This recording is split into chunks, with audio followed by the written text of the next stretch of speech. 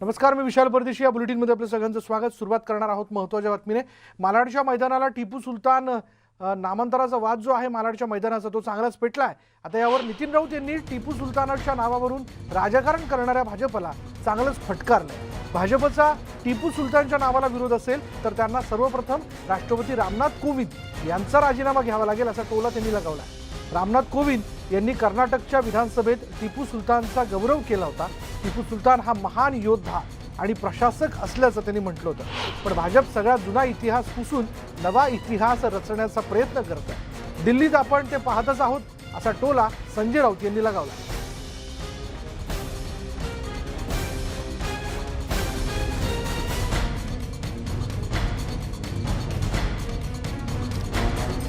मालाडच्या मैदानाच्या टिपू सुलतान नामांतरणाचा वाद जो आहे तो चांगलाच पेटलाय.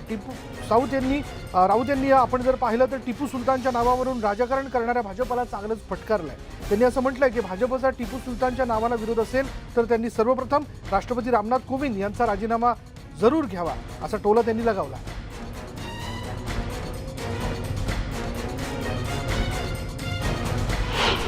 पण महाराष्ट्रभर आंदोलन करू, महाराष्ट्र पेटू ही जर भाषा तुमच्या तोंडात असेल तर या पेटवापेटवीमधले एक्सपर्ट महाराष्ट्रात कोण आहेत हे सगळ्यांना माहिती आहे, पण आम्ही करत नाही. राजीनाम्याची गोष्ट आहे ना, मग सगळ्यात पहिला राष्ट्रपती रामनाथ कोविंद यांचा राजीनामा तुम्ही मागणार आहात का?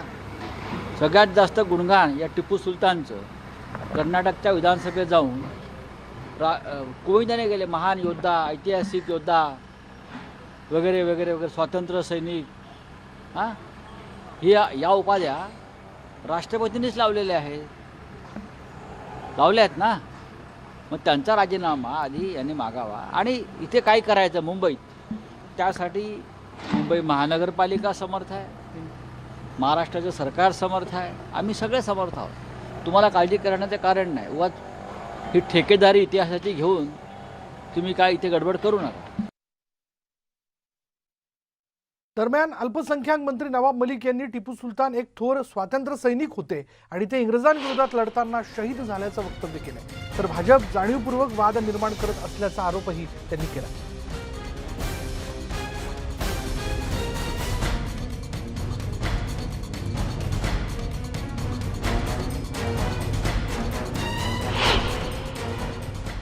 टिपू सुलतान हे अंग्रेज साम्राज्याशी लढत असताना ते शहीद झाले. त्यांनी अंग्रेजांसमोर कधीही सरेंडर केलं नाही. ते स्वतंत्र सेनानी होते. त्या काळात ते शहीद झाले. आणि असं एक महान व्यक्ती ज्यांनी अंग्रेज साम्राज्याला हादरून ठेवला होता, त्याच्या नावाचा विरोध करण्याचं काम भारतीय जनता पक्ष करते. त्या उलट हीच परिस्थिती कर्नाटकामध्ये येडियुरप्पाजींनी केली होती. काही काळासाठी ते टिपू सुलतानच्या जयंत्या साजरा करत होते. सत्ता आल्यानंतर विवाद निर्माण करण्यासाठी ते जयंतीचा कार्यक्रम त्यांनी रद्द केला. मुंबईमध्ये पण भाजपचे नगरसेवक टिपू सुलतानच्या नामकरणासाठी पत्र देत होते. आता एखादं मैदानचं नाव टिपू सुलतानच्या नावाने झाला तर त्याला घेऊन लोकांच्या दिशाभूल करण्याचा हा उद्योग आहे. आणि याच विषयी आपण प्रतिक्रिया जाणून घेणार आहोत. विधान परिषदेचे विरोधी पक्षनेते भाजप नेते प्रवीण दरेकर आपल्याबरोबर आहेत. प्रवीण दरेकरजी, संजय राऊत असं म्हणत आहेत की ज्या राष्ट्रपती रामनाथ कोविंद यांनी कर्नाटकच्या सभागृहामध्ये टिपू सुलतान याचा गौरव केला, त्याचा आधी तुम्ही राजीनामा घ्या. या नावावरनं, म्हणजे टिपू सुलतान नावावरनं राजकारण करू नका. काय आपली प्रतिक्रिया? नाही, संजय राऊत वड्याचं तेल वांग्यावर काढण्यामध्ये माहीर आहेत. आता टिपू सुलतानचा विषय आला, त्यावर शिवसेनेची भूमिका जाहीर करा ना. आणि कुणीही बोललं तर चूक हे चूकच आहे. आता ज्या टिपू सुलतानने शेकडो हिंदूंना फाशी दिली, हजारो मंदिरांचा विध्वंस केला, लाखो हिंदूंचं धर्मांतर सक्तीनं केलं, मुली महिलांवर बलात्कार केले आणि जमालखान्यात दिलं. आता डाव्या पुरोगामी धर्मनिरपेक्षवादी इतिहासकारांनी या क्रूरकर्म्याला धोरणाचा भाग म्हणून महान योद्धा म्हणून पेश केलं. तेच नवाब मलिक संजय राऊत बोलतायत. टिपू सुलतानला तर दक्षिणेचा औरंगजेब म्हटलं जायचं. म्हणजे टिपू सुलतानला नाव देऊन हिंदूंच्या भावभावनांवर तुम्ही प्रहार करणार, ते आम्ही सहन करणार त्या ठिकाणी नाही. सांगा ना मला, कुठला धर्मनिरपेक्ष आणि लोककल्याणकारी राज्य होता टिपू सुलतान? आणि केवळ हिंदूंवर नाही तर चर्चवर पण त्यांनी हल्ले केले. त्यामुळे बिगर मुस्लिम त्या ठिकाणी अगदी मराठा साम्राज्य उद्ध्वस्त करण्यापर्यंत त्याची मदत गेली. मग आता याच्यावर भूमिका येऊ द्या ना. त्याच्यामुळे कशासाठी लागून चलन? या शिवसेनेचं आश्चर्य वाटतं. एका बाजूला झेंडे घेऊन रस्त्यावर त्या ठिकाणी भगवे घेऊन समर्थन करायला, दुसऱ्या बाजूला त्यांची भूमिका येत नाही. ज्या राष्ट्रवादीला मराठा समाजानं बरेच वर्ष डोक्यावर घेतलं त्यांची काही भूमिका येत नाही. आणि काँग्रेस तर लागून चलन चालूच आहे. आणि नवाब मलिकांकडून दुसरी काय अपेक्षा करणार? त्याच्यामुळे संजय राऊत आणि नवाब मलिक यांना या ठिकाणी एखादा विषय बगल देऊन वादाचा करत कसं त्या ठिकाणी त्या विषयाला डायव्हर्ट करायचं नीट माहीत आहे, आणि त्याचाच भाग आहे तो. पण म्हणजेच जर शिवसेनेला या विषयाला घेऊन स्पष्टपणे बोलता येत नाहीये म्हणून राष्ट्रपती रामनाथ कोविंद यांचा मुद्दा पुढे करून हा मुद्दा झाकण्याचा ते प्रयत्न करतायत का? अजिबात या ठिकाणी काही असं झाकलं जात नाही. त्या ठिकाणी आपण बघाल की डाव्या इतिहासकारांचा हवाला देतच काँग्रेसच्या कर्नाटक सरकारने टिपू सुलतानला महानायक घोषित केलंय आणि टिपूंची जयंती साजरी करण्याचा पायंडा त्यांनी पाडलाय. याचा अभ्यास करा सांगा संजय राऊत आणि नवाब मलिकना. कर्नाटकला काँग्रेसचं सरकार होतं तेव्हा. आणि त्याच्यामुळे मला वाटतं आता तुम्ही टिपू सुलतानच्या संदर्भात भूमिका जाहीर करा. रामनाथ कोविंदनी काय केलं, चूक असेल ते चूकच असेल, कुठल्या रेफरन्सवर ते बोललेत, या सगळ्या गोष्टींची चर्चा होऊ शकते, आम्ही करूही. चुकीचं असेल तर त्या ठिकाणी आम्ही त्या ठिकाणी माफी मागू. पण आत्ताचा विषय तुम्हाला त्या ठिकाणी डायव्हर्ट करता येणार नाही. हा देखील मुद्दा मांडला जातोय की फार पूर्वी या मैदानाला टिपू सुलतानचं नाव देण्यात आलेलं होतं. अशा प्रकारचं कुठलं तरी एखादं डॉक्युमेंट त्या ठिकाणी दाखवावं. आपण बघाल की जे नामकरण लोकार्पण सोहळा केला अस्लम शेख यांनी, त्यानंतर पालकमंत्री कॅबिनेट मंत्री जो सरकारचा भाग आहे त्यांनी थेट प्रसार माध्यमांद्वारे सांगितलं की अशा प्रकारचं कुठलंही नामकरण झालं नाही, तरी तुम्ही त्या ठिकाणी सांगताय. मग पालकमंत्र्यांनी सांगितलं, ज्यांची सत्ता त्या ठिकाणी महापालिकेत आहे, सरकार आहे, सन्माननीय मुख्यमंत्र्यांचे चिरंजीव आहेत, त्यांनी सांगितलेलं खोटं का? तो सरकार म्हणून बोलले, अथॉरिटी म्हणून बोलले, आणि मग झालं होतं या बोलण्याला काय अर्थ? असं कुठलंही नामकरण झालेलं नाही, कुठलंही अधिकृत त्या ठिकाणी नामकरण नाही. या ठिकाणी अस्लम शेख यांनी सरकारच्या माध्यमातून मतांच्या लाचारीसाठी मुंबई महापालिकेच्या निवडणुकीमध्ये मुस्लिम मतांचं तुष्टीकरण करण्यासाठी ह्या केलेला नियोजनबद्ध असा कार्यक्रम आहे. पण मग आमदार अमित साटम यांच्यावरती जे आरोप करतायत खुद्द महापौर किशोरी पेडणेकर आणि शिवाय अस्लम शेख, त्याचं काय? आपण अमित साटम यांनाच या संदर्भात विचारा. माझ्या माहितीप्रमाणे अमित साटम या संदर्भात क्रिमिनल डिफामेशन त्या ठिकाणी टाकणार आहेत, आणि त्याच्यामुळे अशा प्रकारचं अमित साटम बोलले नाहीत. त्याचे काय संदर्भ आहेत हे मला वाटतं अमितजी साटमच त्या ठिकाणी सांगू शकतील. धन्यवाद आमच्याशी बोलल्याबद्दल. तर आपण पाहिलं की विरोधी पक्षनेते प्रवीण दरेकर यांनी त्या मैदानाला टिपू सुलतानच्या नाव देण्याच्या पाठीमागे मतांचं लागून चालत येणाऱ्या महानगरपालिका निवडणुका समोर ठेवून अल्पसंख्याकांची मतं मिळवण्यासाठी म्हणून हे सगळं केलं जाते असा थेट आरोप केलेला आहे.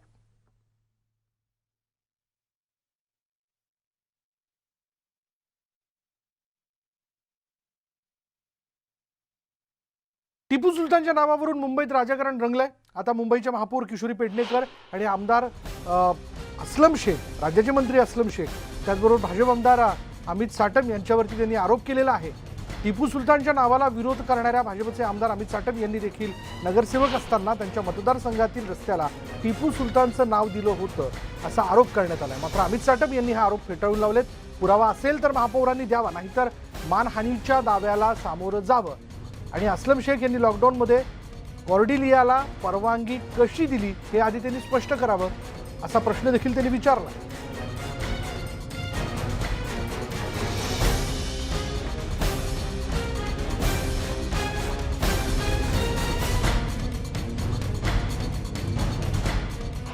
मुंबईच्या महापौर किशोरीताई पेडणेकर आणि मुंबई शहराचे पालकमंत्री अस्लम शेख हे माझ्यावरती खोटे नाटे आरोप करीत आहेत की कुठल्या तरी रस्त्याच्या नामकरणासाठी मी अनुमोदन टिपू सुलतानच्या नामकरणासाठी मी दिलेलं आहे. मी आधी सुद्धा सांगितलेलं आहे आणि मी पुन्हा एकदा सांगतो की टिपू सुलतानचे नाव रस्त्याला द्यावे अशा कुठल्याही प्रकारच्या प्रस्तावाला मी अनुमोदनही केलेलं नाही. मी अशा प्रकारचा कोणता प्रस्ताव नगरसेवक असताना कधीही दिलेला नाही. स्थापत्य समितीचा नगरसेवक असताना मुंबई महानगरपालिकेमध्ये मी कधीही सदस्य नव्हतो आणि त्यामुळे असे मी पत्र दिलेलं किंवा मी प्रस्ताव दिल्याचा जर पुरावा असेल तर या दोघांनी तो पुरावा सादर करावा, अन्यथा क्रिमिनल डिफॉर्मेशनला त्यांनी सामोरं जाण्याची तयारी ठेवावी. दरम्यान भाजप नेते गिरीश महाजन यांनीही टिपू सुलतान नावाच्या मुद्द्यावरून टीका केली. पाहूयात ते काय म्हणाले. अमित साटमला मला सांगावंसं वाटतं की एम पूर्व विभागातील बाजीप्रभू देशपांडे मार्गपासून सुरू होणाऱ्या रफिकनगर नाल्यापर्यंत जाणाऱ्या शिवाजीनगर मार्ग क्रमांक 4 शहीद टिपू सुलतान मार्ग असे देण्यात यावे. एम पूर्व प्रभाग समिती 26 जुलै 2000 ठराव हा क्रमांक 35 आहे.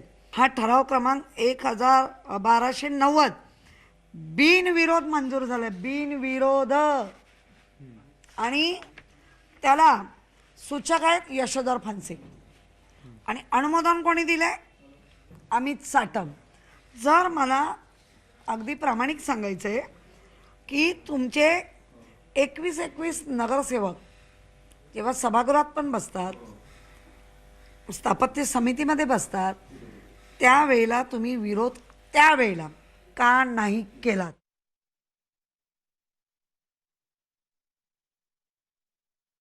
आमचा या गोष्टीला विरोध आहे.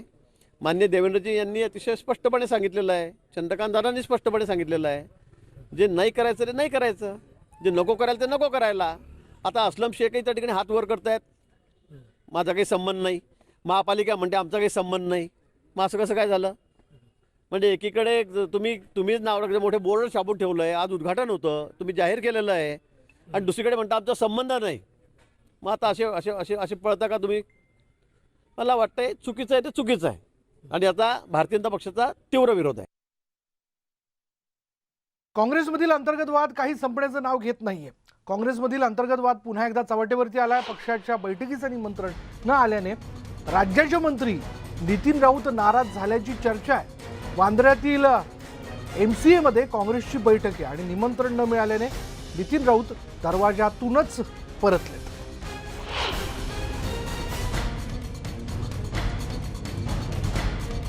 त्यामुळे नितीन राऊत नाराज असल्याचं कळतंय. त्यांना MCAच्या बैठकीचं निमंत्रणच देण्यात आलं नाही. राज्यातील काँग्रेसच्या महत्त्वाच्या नेत्यांची बैठक जी आहे ती MCAला पार पडते आणि त्यामुळे अर्थात राज्याचे मंत्री म्हणून काँग्रेसचे नेते म्हणून त्यांना बोलवणं क्रमप्राप्त होतं. पण त्यांचं असं म्हणणं आहे की त्यांना त्याबद्दलचं आमंत्रण मिळालंच नाही. त्यामुळे MCAच्या दरवाजापर्यंत येऊन आमंत्रण मिळालं नाही म्हणून तिथून ते परत निघून गेले. त्यामुळे काँग्रेसमधली नाराजी, अंतर्गत वाद पुन्हा एकदा समोर येताना दिसत आहे. आणि HK पाटलांच्या अध्यक्षतेखाली MCA मध्ये ही बैठक जी ती पार पडते. नाना पटोले, बाळासाहेब थोरात, अशोक चव्हाण उपस्थित आहेत. मग नितीन राऊत यांना का आमंत्रण नव्हतं?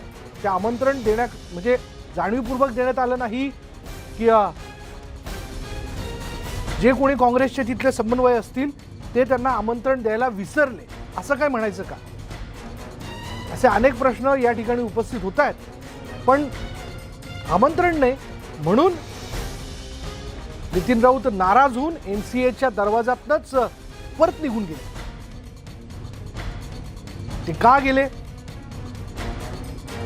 हे खरं तर तेच सांगू शकतात, तेच खुलासा करू शकतात. त्यांना आमंत्रण मिळालंच नाही का हे देखील तेच सांगू शकतात. पण सध्या तरी ते निघून गेले एवढं कळतं. यानंतर थेट जाऊयात राष्ट्रवादी काँग्रेसचे नेते नवाब मलिक बोलतात त्या पत्रकार परिषदेत. उल्लेख त्या विधानसभेमध्ये भाषण करत असताना केलेला आहे. मुंबईमध्ये पण महानगरपालिकेमध्ये नाव देण्यासाठी भाजपचे नगरसेवक प्रस्ताव आणत होते.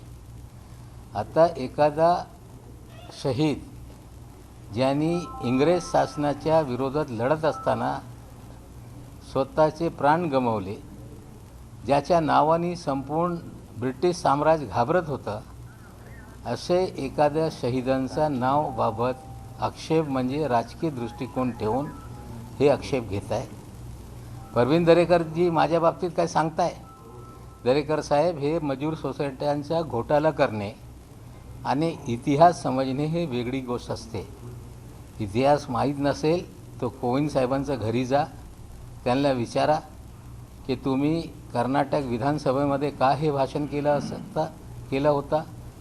आता माझ्या बाबतीत बोलताय, ज्या तिकडे राष्ट्रपती भवनात ठिय्या आंदोलन सुरू करा, कोविंद साहेबांचा विरोध करा. हे नुसता राजकारणपोटी द्वेष पसरवण्यासाठी खोटा इतिहास सांगून लोकांच्या मनामध्ये एक वेगळी प्रतिमा निर्माण करण्याचा उद्योग भाजपचा आहे. सत्य काय या देशाच्या जनतेला माहीत आहे. कितीही टिपू सुलतानच्या नावाने त्या लोकांनी राजकारण केलं, देशाची जनता त्याला स्वीकारणार नहीं. जिस तरह से टीपू सुल्तान के नाम को लेके भारतीय जनता पार्टी विवाद खड़ा कर रही है, भारतीय जनता पार्टी की ये दोहरी भूमिका है. कर्नाटक में भारतीय जनता पार्टी के नेता येडियुरप्पा जी टीपू सुल्तान की जयंती लगातार मनाते रहे. मुख्यमंत्री बनने के बाद निर्णय उन्होंने बदला, लेकिन जब कर्नाटक के 60 साल विधानसभा को हुए, देश के महामहिम राष्ट्रपति महोदय ने टीपू सुल्तान को एक बहादुर शहीद का दर्जा है, देश उसे भुला नहीं सकता, इस तरह का भाषण दिया था. निश्चित रूप से टीपू सुल्तान ने कभी अंग्रेज़ों के सामने सरेंडर नहीं किया. लड़ते हुए वे शहीद हुए, ये सच्चाई है. हमें लगता है जो व्यक्ति अंग्रेज़ों के सामने नहीं झुका हो, लड़ते हुए शहीद हुआ हो, जाणीवपूर्वक टिपू सुलतानच्या नावावरनं राजकारण केलं जातंय, जे होता कामा नये अशी भावना जी आहे ती पत्रकार परिषद घेऊन राज्याचे मंत्री नवाब मलिक यांनी व्यक्त केलेली आहे. आणि या पत्रकार परिषदेत या टिपू सुलतानच्या नावावरनं जो काही वाद होताना दिसतोय, जे आरोप प्रत्यारोप केले जात आहेत, त्या सगळ्या प्रश्नांना ते उत्तर देताना दिसत आहेत.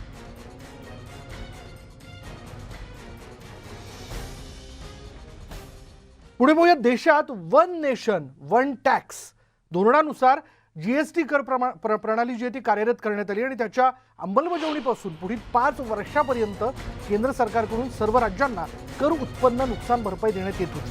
ती मुदत आता संपत आली आणि त्यामुळे राज्यांना आता नवीन महसूल उत्पन्नाचे स्रोत निर्माण करावे लागणार आहेत. या संदर्भात आज होणाऱ्या राज्य मंत्रिमंडळ बैठकीत महत्त्वाची चर्चा होऊन निर्णय होण्याची शक्यता आहे. मुख्यमंत्री आणि अर्थमंत्री अजित पवार यांनी तसे संकेतही दिलेत.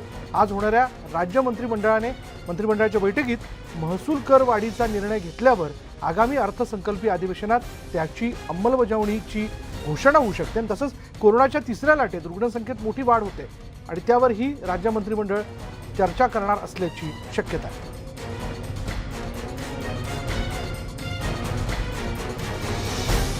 बोलूयात आमचे प्रतिनिधी उदय जाधव आपल्याबरोबर आहेत. उदय, आज कॅबिनेट पार पडते, कोणते महत्त्वाचे मुद्दे कॅबिनेट चर्चेला घेतले जाऊ शकतात? विशाल, साधारणतः 3:30च्या सुमारास मंत्रालयामध्ये राज्य मंत्रिमंडळाची बैठक होते आहे. मुख्यमंत्री उद्धव ठाकरे या बैठकीला सगळ्यात महत्त्वाचा निर्णय जो असणार आहे तो राज्याचा कर उत्पन्न स्रोत जो आहे नव्याने निर्माण करण्याच्या संदर्भात असणार आहे. वन नेशन वन टॅक्सच्या अंतर्गत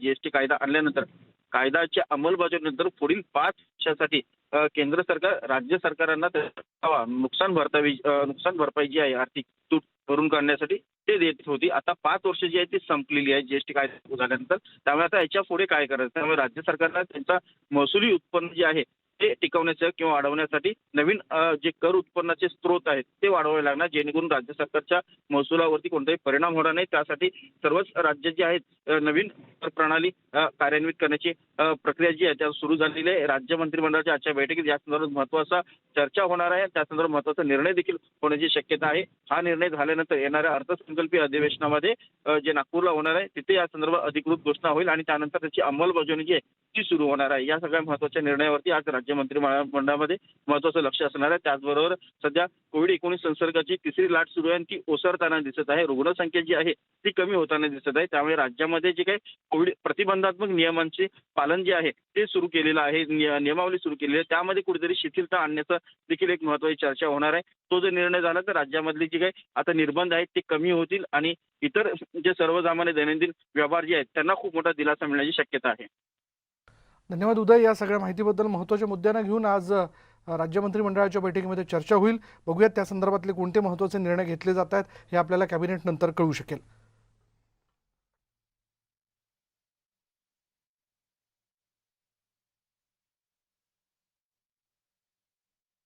पुढे पाहूयात. भाजप नेते गिरीश महाजन यांनी काल जळगावमध्ये राज्यातील महाविकास आघाडी सरकारवर जोरदार टीका केली. मंत्रिमंडळात 3 पक्षांचं सरकार आहे, मात्र त्यांच्यातच भांडण सुरू आहे. त्यांना शेतकऱ्यांकडे लक्ष देण्यासाठी वेळ नसल्याची टीका महाजन यांनी केली आहे. तिन्ही पक्षांमध्ये एकमत नाही असंही त्यांनी म्हटलेलं आहे आणि त्यांच्यात वर्चस्वाची लढाई सुरू असल्याची टीका देखील त्यांनी केली. दरम्यान यावेळी बोलताना त्यांनी शिवसेना खासदार संजय राऊत यांच्यावरही टीकास्त्र डागलं. शिवसेनेला आता पंतप्रधान व्हायचं आहे, त्यांना काय बोलायचं ते बोलू द्या, त्यांच्याबद्दल न बोललेलं बरे, अशी जोरदार टीका त्यांनी केली. इथे राज्यामध्ये सगळे 12 वाजून ठेवलेले आहेत. राज्यामध्ये कोणी बघायला तयार नाही. तिन्ही पक्ष एकमेकाशी भांडण्यामध्येच मग्न आहेत. भ्रष्टाचाराचा अगदी कळस गाठलेला आहे राज्यामध्ये. अर्धा डझन मंत्री सगळे चौकशीच्या फेऱ्यात जेलमध्ये आहेत. अधिकारी मोठे मोठे उच्चपदस्थ सगळे जेलमध्ये आहेत, चौकशीच्या फेऱ्यात आहेत आणि आता हे पंतप्रधान व्हायला चाललेत.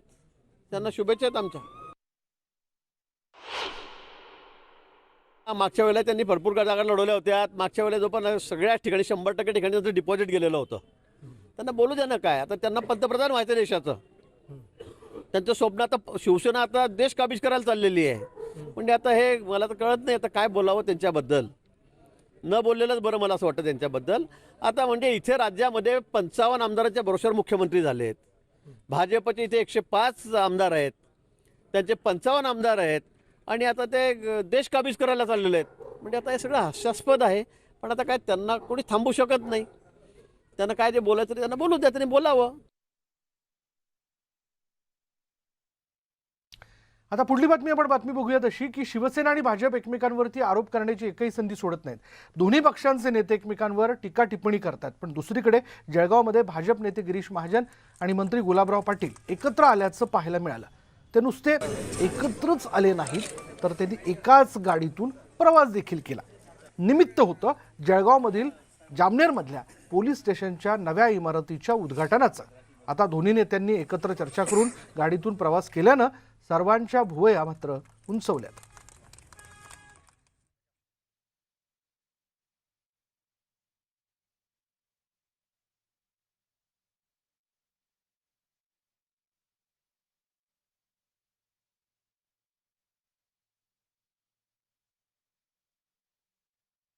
आणि यानंतर इथे वेळ झाली का ब्रेकची. ब्रेक घेऊयात. पहा फक्त न्यूज 18 लोकमत.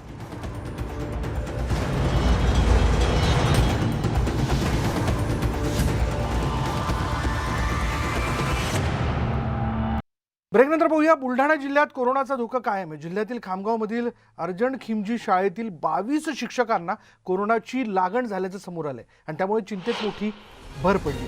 या शाळेत 5500 विद्यार्थी शिक्षण घेतात तर एकूण 148 शिक्षक या शाळेत कार्यरत आहेत. दरम्यान शाळेतील 22 शिक्षकांना कोरोनाची लागण झाल्याने खळबळ माजली. दुसरीकडे शाळेतील आणखी 113 शिक्षकांचा कोरोनाचा अहवाल प्राप्त होणं बाकी आहे आणि त्यामुळे ही कोरोनाबाधित शिक्षकांची संख्या वाढण्याची दाट शक्यता वर्तवण्यात येते.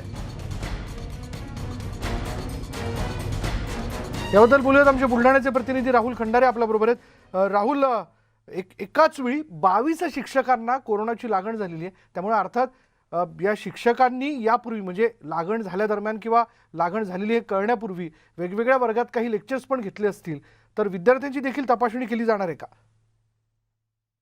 खरं तर बुलढाणा जिल्ह्यामध्ये उद्यापासनं शाळा सुरू होत आहेत, तसा आदेश देखील जिल्हाधिकाऱ्यांनी पारित केला आहे. आणि उद्या या ठिकाणी शाळा सुरू होत असल्यामुळं सर्व शिक्षकांच्या त्या ठिकाणी RT-PCR टेस्ट जे आहेत ते या ठिकाणी करण्यात आलेले आहेत. आणि त्या टेस्टच्या दरम्यानच खामगावची एका शाळेचे 22 शिक्षक जे आहेत ते या ठिकाणी कोरोना पॉझिटिव्ह आढळल्यानं एकच खळबळ माजलेली आहे. एकीकडं आपण जर का बघितलं तर उद्यापासून शाळा सुरू करण्याचे आदेश या ठिकाणी येत आहेत, त्यामधून शिक्षकांच्या मोठ्या प्रमाणात या ठिकाणी कोरोना टेस्ट जे आहेत ते या ठिकाणी पॉझिटिव्ह होत आहेत. त्यामुळे कुठेतरी आता पालकांमध्येही भीतीचं वातावरण आहे. शाळेमध्ये आपल्या मुलांना पाठवायचं की नाही हा एक मोठा प्रश्न पालकांच्या समोर या ठिकाणी आलेला आहे. कारण की शिक्षकच जर का अशा प्रकारे कोरोना पॉझिटिव्ह जर निघाले तर विद्यार्थ्यांना देखील त्याची मोठ्या प्रमाणात लागण होऊ शकते, अशा प्रकारची भीती देखील आता पालकांमध्ये त्या ठिकाणी वर्तवल्या जात आहे.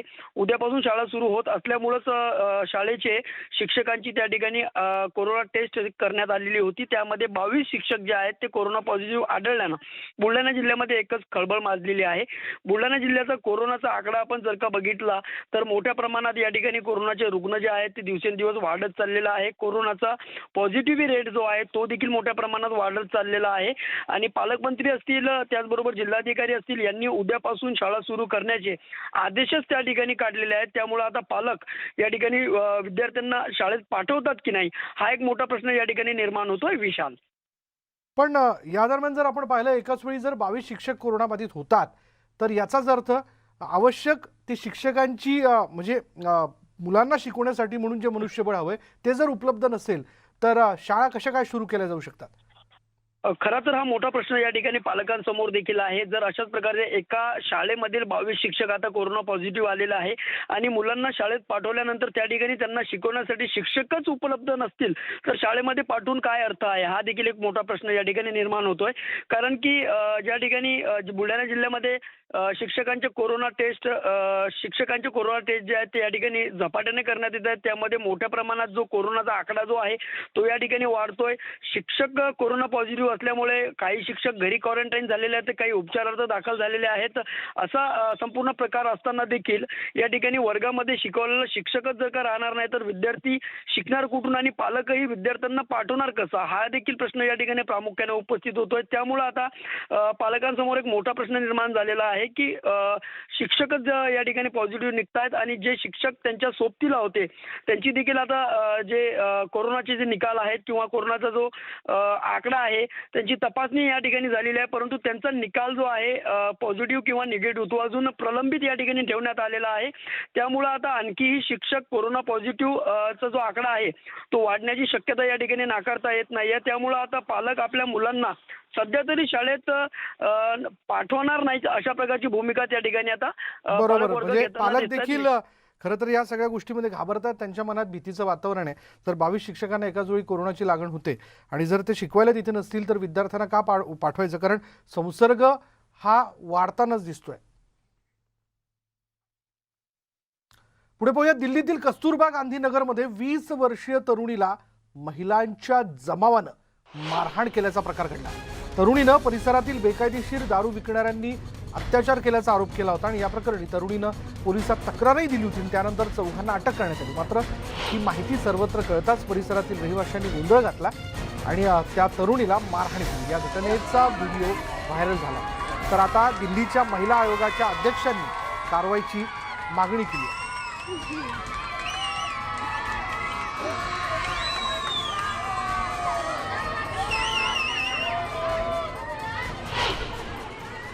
Abduction, physical and sexual assault of women over previous enmity reported in Shadra district.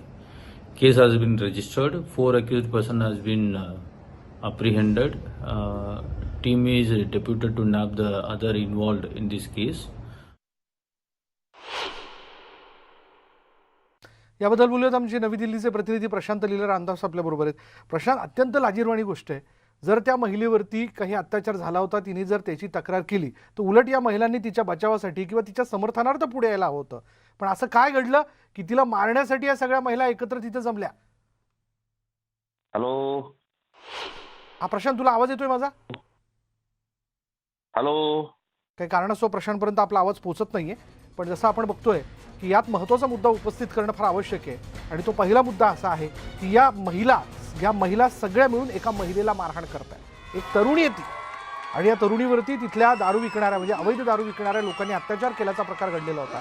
जिने त्याबद्दल दाद मागितली, तक्रार केली, तिचं चुकलं काही एक नव्हतं. आणि असं असताना ही सगळी गोष्ट जी आहे म्हणजे त्या लोकांना अटक झाल्यानंतर ही गोष्ट कळल्यानंतर त्याच आजूबाजूच्या भागातल्या सगळ्या महिला ज्या त्या एकत्र आल्या आणि त्यांनी मिळून या तरुणीला मारहाण केली, तिची धिंड काढण्यात आली. अशा प्रकारे एखाद्या तरुणीला मारहाण करणं, तेही एखाद्या समूहाने, बरं महिलांनी महिलेलाच करणं, संवाद होऊ शकला असता, पण अशा प्रकारे मारहाण करणं हे निश्चितच चुकीचं होतं.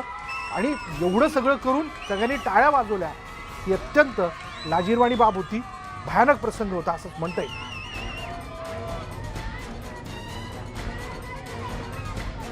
या पुन्हा एकदा आपण बोलणार आहोत. आमचे प्रतिनिधी प्रशांत लीला रामदास आपल्या बरोबर आहेत. प्रशांत, महिलाच एका महिलेला अशा प्रकारे मारहाण करतायत. खरं तर जर तिच्यावर अत्याचार झालेला होता, तिने दाद मागितली, तर तिचं चुकलं काय? मग काय असं नेमकं घडलं की या महिला समूहाने तिला मारण्यासाठी तिथे आल्या? महत्वाचं म्हणजे जर बघितलं या सगळ्या प्रकरणामध्ये हे अतिशय महत्वाचं आहे की यामध्ये ज्या पद्धतीने माहिती येते की यामागे कुठेतरी कारण आहे आणि जे कारण जे पोलिसांनी या संदर्भात स्पष्ट केलं आहे की यामध्ये एकतर दोन कुटुंबांमध्ये यामध्ये वाद असण्याची शक्यता व्यक्त केली जात आहे. आणि सोबतच याशिवाय ही माहिती पुढे आलेली आहे की या सगळ्या प्रकरणामध्ये एकतर ज्या पद्धतीने वाद झाला त्या वादानंतर हे स्पष्ट करण्यात आलं की या सगळ्या वादामध्ये या महिलेसंदर्भात जो आरोप करण्यात आहे, स्वाती मालिवाल यांनी स्पष्ट केलं की तिच्यावरती अत्याचार झालेले आहेत. या संदर्भातले कुठलेही पुरावे पोलिसांना आढळले नाही असा दावा पोलिसांच्या वतीनं करण्यात आलेला आहे. त्यामुळे हे महत्वाचं आहे की पोलीस ज्या दिशेनं तपास करत आहे यामध्ये तपास करताना काय काय गोष्टी आढळल्या आहे आणि त्या आधारावरती जर स्वाती मालिवाल म्हणताय की या प्रकरणामध्ये त्या मुलीवरती गैरवर्तन झालंय, तिच्यावरती अत्याचार झाल्याचे केस कापण्यात आलेले आहे, तिला निरोप करून पूर्ण फिरवण्यात आलेलं आहे. असं असताना पोलिसांनी जो तपास केला त्या पोलिसांनी तपासामध्ये स्पष्ट मेडिकल त्यांनी त्या तरुणीचं करण्यात आलं, त्या तरुणीचे अजूनही मेडिकल करण्यानंतर कुठलेही पुरावे पुढे आले नाहीये. त्यामुळे अजून या संदर्भात स्पष्टपणे बोलणं शक्य नाहीये की यामध्ये कुठले दोन कुटुंबातला वाद आहे की बेकायदेशीर दारू विक्रीचा वाद आहे. या सगळ्या प्रकरणावरती जेव्हा पोलीस सविस्तर माहिती देतील तेव्हा या संदर्भात स्पष्टपणे बोलणं शक्य होणार आहे.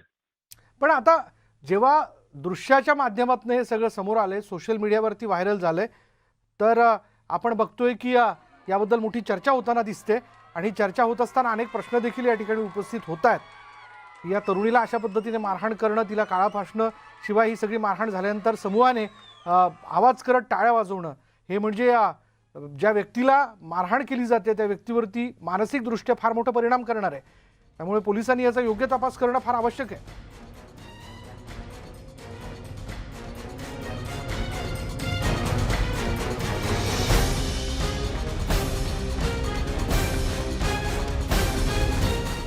आपल्याला सगळ्यांनाच माहिती आहे की नितेश राणेंनी सुप्रीम कोर्टात अटकपूर्व जामिनाच्या विषयाला घेऊन धाव घेतलेली आहे आणि आज त्यावरती सुनावणी होती. पण राणेंना म्हणजे नितेश राणेंना सुप्रीम कोर्टाने दिलासा दिलेला नाहीये. आणि त्यांना साधारण जर आपण लक्षात घेतलं तर बघा न्यायालयाने काय म्हटलेलं आहे त्याचे तपशील देखील हळूहळू पुढे येताना दिसत आहेत. या ठिकाणी नितेश राणेंना 2 आठवड्यामध्ये सरेंडर करा म्हणजे पोलिसांच्या अधीन व्हा असं थेट सांगण्यात आलेलं आहे न्यायालयातर्फे. बोलूयात आमचे प्रतिनिधी प्रशांत लीला रामदास आपल्या बरोबर. प्रशांत, सुनावणी दरम्यान काय म्हटलंय न्यायालयाने? ज्या पद्धतीने आज सुनावणी झाली सुप्रीम कोर्टामध्ये, ज्येष्ठ विधिज्ञ जे आहेत मुकुल रोहतगी यांनी नितीश राणेंच्या वतीनं युक्तिवाद केला.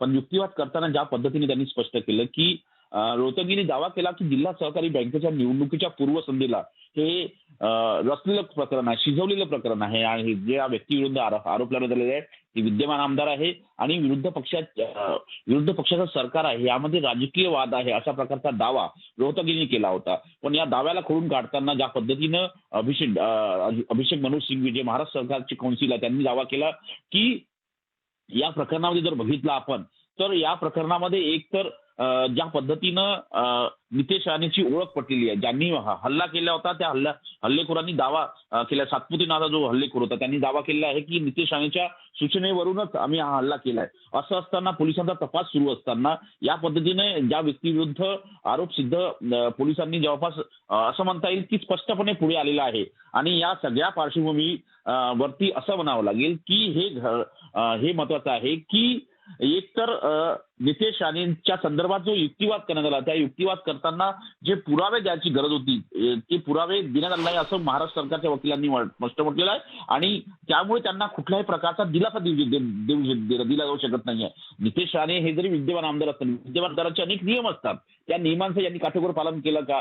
जर नितेश राणेंना जामीन हवा होता तर त्यांनी सत्र न्यायालयातून जामीन का घेतला नाही असा देखील प्रश्न यावेळेस सुनावणीच्या दरम्यान विचारण्यात आला. तर याचाच अर्थ असा होतो या सगळ्या पार्श्वभूमीवरती जर हे सगळं प्रकरण शोधताना अनेक प्रकारच्या हे करण्यात आले की मुकुल रोहतगींनी जर स्पष्ट करण्यात आलं की हा पूर्ण राजकीय करता यावर अभिषेक मनु सिंग म्हटलंय की सातपुते ओळख पटलेली आहे, त्याची ओळख परत देखील घेण्यात आलेली आहे. असं असताना या पद्धतीने जर सगळी सुनावणी होत आहे आणि सुनावणी होताना ज्या पद्धतीने आवश्यक आहे की एखाद्या व्यक्तीला एक प्रकारे महत्वाचं म्हणजे जे पुरावे आलेले आहेत त्या पुराव्याची चौकशी करण्याचे अधिकार पोलिसांना नाही का, असा देखील प्रश्न या संपूर्ण सुनावणी दरम्यान उपस्थित झाला.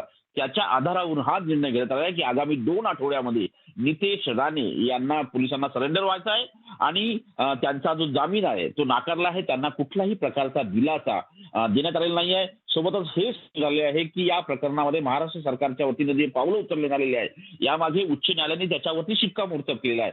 सत्र न्यायालयाने शिक्कामोर्तब केलाच होता आणि उच्च न्यायालयाने देखील शिक्कामोर्तब केला होता. एकीकडे रोहतगींनी दावा केला होता की मुकुल रोहतगी यांनी दावा केला होता की आमच्या वशिलाला कुठल्याही प्रकारचा वेळ देण्यात आलेला नाही, आम्हाला तयारी करण्यासाठी वेळ देण्यात आलेला नाही आहे.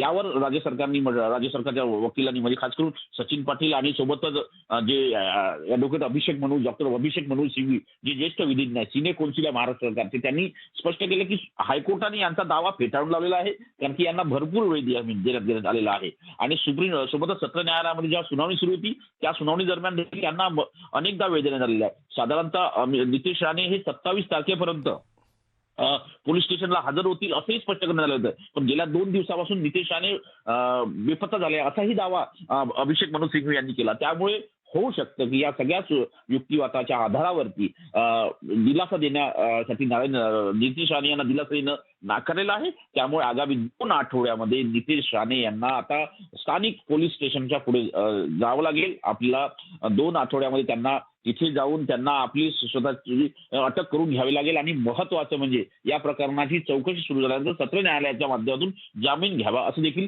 सुप्रीम कोर्टाने सुचवलेलं आहे. विशाल, म्हणजेच नितेश राणेंना पुढे कोणत्याही प्रकारचा पर्याय नाही. नितेश राणे थोडे विशाल कुठलाही पर्याय नाही आहे कारण की या संदर्भात जेव्हा सकाळी आपण या संदर्भात चर्चा करत होतो त्यावेळेस स्पष्ट केलं होतं की जर सुप्रीम कोर्टाने यांचा जामीन नाकारला तर निश्चितपणे नितेश राणेंना अटक होईल. आता ते स्पष्ट झालंय, सुप्रीम कोर्टाने त्यांचा जामीन नाकारलेला आहे, त्यांना निश्चितपणे आता अटक होईलच. आता सिंधुदुर्ग पोलीस किंवा मुंबई पोलीस या संदर्भात काय कारवाई करते, चर्चा अशी आहे की नितेश राणे दिल्लीत आलेले आहे त्यामुळे या संदर्भात आता कशा पद्धतीनं कारवाई केली जाते हे देखील पाहणं महत्त्वाचं ठरणार आहे. कारण की नितेश राणे हे जरी भारतीय जनता पक्षाचे नेते असेल पण त्यांच्या विरुद्ध जो गुन्हा आहे तो गुन्हा ज्या पद्धतीने आहे तो गंभीर गुन्हा आहे असा दावा करण्यात आलेला आहे. खास करून ज्या पद्धतीने त्यांच्या कलम लावण्यात आले या कलमामध्ये देखील त्यांना जामीन मिळत नाही. तुला थांबवतोय. आपल्या बरोबर शिवसेनेचे आमदार वैभव नाईक आहेत. वैभव नाईक यांच्याशी आपण बोलणार आहोत, त्यांची प्रतिक्रिया आपण जाणून घेऊयात. वैभव नाईक, अखेर सुप्रीम कोर्टाने नितेश राणेंना स्पष्टपणे सांगितलंय त्यांना दिलासा दिलेला नाहीये, 2 आठवड्यात आत्मसमर्पण करा असं म्हटलेलं आहे. आपली काय प्रतिक्रिया आहे? पहिल्यापासून आम्ही सांगत होतो की पोलिसांचा तपास योग्य पद्धतीने चालू आहे आणि खऱ्या अर्थाने जे गुन्हेगार संतोष परब यांना मारेकरी होते ते मारेकरी नितेश राणेंच्या संपर्कात होते आणि निश्चितपणे आज सर्वोच्च न्यायालयाने सुद्धा तो पोलिसांचा तपास मान्य केलेला आहे. आणि त्यामुळे महाराष्ट्र सरकारवर जे भारतीय जनता पार्टीचे नेते आरोप करत होते की या ठिकाणी काहीतरी कट रचलाय आणि नितेश राणेंना अडकवण्याचा प्रयत्न होत आहे तो पूर्णतः आता उघडकीस आलेला आहे की योग्य पद्धतीने पोलिसांचा तपास होता आणि नितेश राणेंना अटक झाली पाहिजे, कायदा सगळ्यांना समान आहे ही जी आमची मागणी होती ती सर्वोच्च न्यायालयाने सुद्धा ही मागणी म्हणजे सर्वोच्च न्यायालयाने सुद्धा याच्यावर शिक्कामोर्तब केलंय. त्यामुळे कायद्याला सगळ्यांना समान आहे. कोणी कोणाचा केंद्रीय मंत्र्यांचा मुलगा असेल, कोण आमदार असेल म्हणून सर्वसामान्य लोकांना अन्याय करू शकत नाही हे आज आजच्या निकालावरनं सिद्ध झालंय. पण एक म्हणजे आता या सगळ्या ह्याच्यातनं आपल्या पोलिसांचा तपास योग्य पद्धतीने सुरू आहे, जे घडलंय ते वास्तव आहे असं म्हणायचं का? हो, निश्चितपणे पोलिसांचा तपास योग्य पद्धतीने सुरू आहे. संतोष परबांवर दबाव आणण्यासाठी आणि जिल्हा बँकेच्या मतदारांवर दबाव आणण्यासाठी हा हल्ला झाला होता हे आता स्पष्ट झालंय. आणि अजूनही अटक झाल्यानंतर जे आरोपी अजून अटकेत नाही आहेत, आज अटक पूर्णसाठी जवळजवळ 7-8 लोकांनी अटक पूर्णसाठी ऍप्लिकेशन केलेली आहेत. आज हे सगळे फेटाळल्यानंतर ह्याच्यातली स्पष्ट भूमिका या ठिकाणी अटक झाल्यानंतर याच्यातली आणि कोण या कटामध्ये सहभागी आहेत आणि कोणाला धमकवण्याचा प्रयत्न होता हे आता लवकरच बाहेर पडेल. धन्यवाद आमच्याशी बोलल्याबद्दल. आमदार वैभव नाईक यांची प्रतिक्रिया आपण जाणून घेतली आणि आपण बघतो आता क्षणाची महत्त्वाची बातमी अशी की नितेश राणेंना सुप्रीम कोर्टात देखील दिलासा मिळालेला नाहीये. 2 आठवड्यात आत्मसमर्पण करा असे आदेश निर्देश जे आहेत ते सुप्रीम कोर्टाने त्यांना दिलेले आहेत. यानंतर इथं वेळ झाली का ब्रेकची. ब्रेक घेऊयात. पहा फक्त न्यूज 18 लोकमत.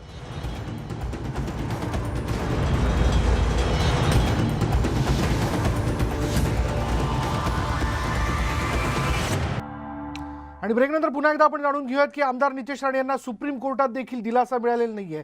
संतोष परब हल्ल्या प्रकरणाच्या सगळ्या विषयामध्ये ते अटकपूर्व जामिनासाठी थेट सुप्रीम कोर्टापर्यंत जाऊन पोहोचलेले होते, पण सुप्रीम कोर्टाने त्यांना दिलासा दिलेला नाहीये. त्यांना 2 आठवड्यात पोलिसांकडे आत्मसमर्पण करा असं सांगण्यात आलेलं आहे. 10 दिवसांची मुदत त्यांना देण्यात आलेली आहे. जर आपण लक्षात घेतलं तर आज सुप्रीम कोर्टाचे मुख्य न्यायाधीश जस्टिस रामन्ना यांच्या अध्यक्षतेखालील 3 सदस्यीय खंडपीठापुढे त्यांची सुनावणी पार पडली आणि यावेळी दोन्ही बाजूंनी युक्तिवाद जो तो करण्यात आलेला आहे. महाराष्ट्र सरकारच्या वतीने ज्येष्ठ विधिज्ञ अभिषेक मनु संघवी यांनी युक्तिवाद केला आणि त्याच्यानंतर आपण जर बघितलं तर त्यांच्या वतीने मुकुल रोहितगी यांनी युक्तिवाद केला. वेगवेगळे प्रश्न जे आहेत ते या ठिकाणी उपस्थित करण्यात आले. नितेश राणेंचे वकील मुकुल रोहितगी यांनी हा राजकीय कट आहे आणि आम्हाला वेळ दिला गेला नाही असं म्हटलं, तर अभिषेक मनु संघवी यांनी राज्य सरकारतर्फे बाजू मांडली.